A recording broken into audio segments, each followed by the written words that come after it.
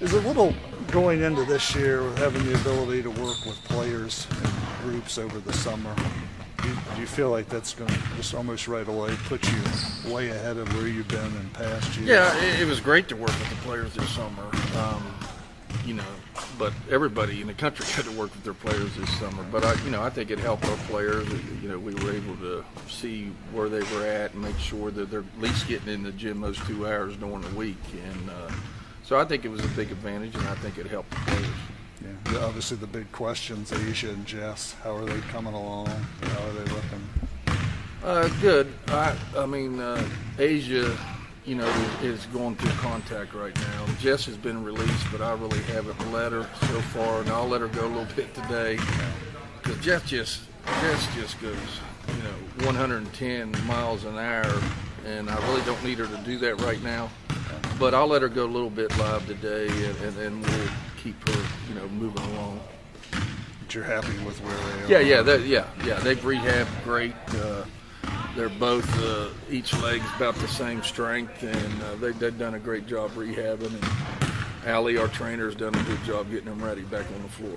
And how about Lene? I know it's been a few years since she's played since that injury in high school. Yeah. Is she ready to get on the floor? She looks a lot better. I think this summer was big for her, and she did a good job this summer.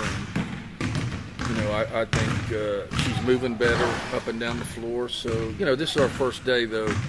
Going 2.5, 3 hours. We'll see how she's moving today, but I think she's come a long way, and I think she's going to be a good player for us. I mean, pretty athletic, 6'5". Yeah, she's got great hands, can score inside, block shots. We just got to get her going up and down the floor, get used to running again. And again, like you said, she hadn't played for 2 years, so she's got to get back into game situations, those type of things. You have so many players back. Obviously, that's a tremendous advantage. But how much is it on each individual player to get individually better to help the team? Well, that's the thing. I kept telling them all summer, if you get better, we get better, and that's what's important. And majority of our girls did a great job. Worked hard this summer.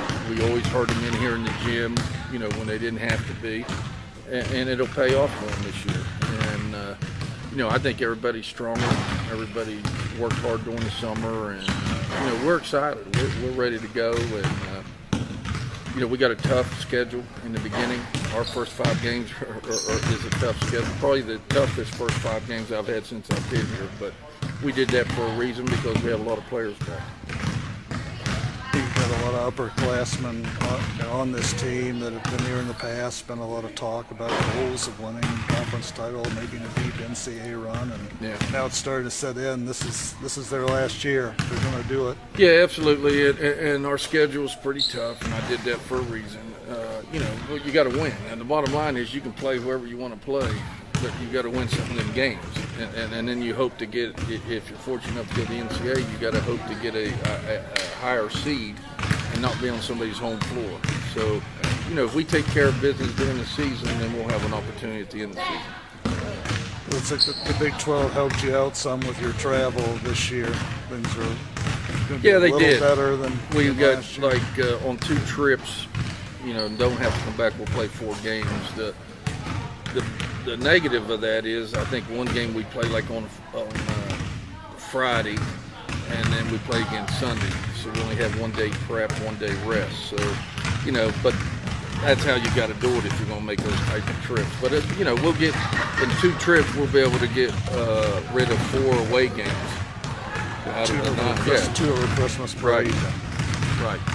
And then 2 of them, 2 of the games is over. We're not in school, so that helps also.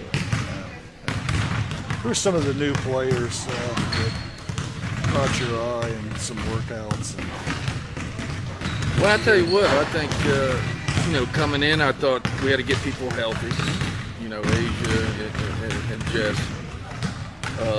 I wanted Linda, Stephanie to really work on her shooting and work on being aggressive offensively. And that's something we've been working on all summer and something we'll continue to work on. We've got to have her scoring from the perimeter so her man's not helping in on our post players. Crystal Caldwell's worked hard, Taylor Palmer. Bria Holmes looks really, really good, has really improved over the summer. So, you know, we're excited. We think we got a lot of pieces. I'll be able to bring people in and out. I think we're pretty deep, as deep as we ever been. So, you know, we'll be able to keep fresh people in there and do some other things. You went through the whole thing with defensively, with the fouls and so forth. That was an adjustment.